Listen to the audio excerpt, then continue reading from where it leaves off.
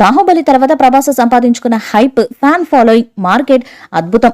భారతీయ cinema చరిత్రలో ఏ hero ఒక్క సినిమాతో ఇంతగా ఎదగలేదని చెప్పాలి. అయితే ఆ అవకాశాన్ని ప్రభాస్ సద్వినియోగం చేసుకోలేదు. సరైన సినిమాను ఎంచుకునేందుకు ఎదురుదెబ్బ తగిలింది. సాహో భారీ హైప్ సంపాదించింది, కానీ అంచనాలను అందుకోవడంలో విఫలమైంది. ఆ తర్వాత రాధేశ్యామ్ మరింత నిరాశపరిచింది. ఇప్పుడు ఆదిపురుష్ ఎన్నో ఆశలు రేకెత్తించింది, చివరికి నిరాశ మిగిల్చింది. వీకెండ్ వరకు జోరుగా సాగిన ఈ సినిమా ఆ తర్వాత చల్లబడింది.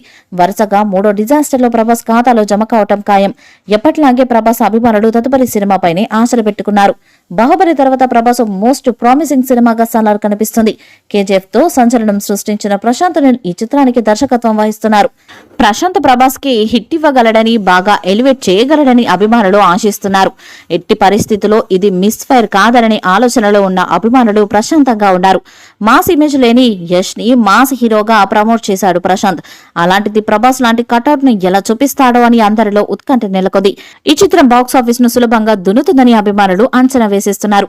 ఈ వీడియోపై మీ అభిప్రాయాన్ని కామెంట్ బాక్స్ లో తెలియజేయండి. ఈ వీడియో మీకు నచ్చితే లైక్ చేయండి, షేర్ చేయండి, కామెంట్ చేయండి. మరిన్ని అప్డేట్స్ కోసం మన ఛానల్ ని సబ్స్క్రైబ్ చేయండి. అలానే పక్కనే ఉన్న గంట సింబల్ గట్టిగా కొట్టండి.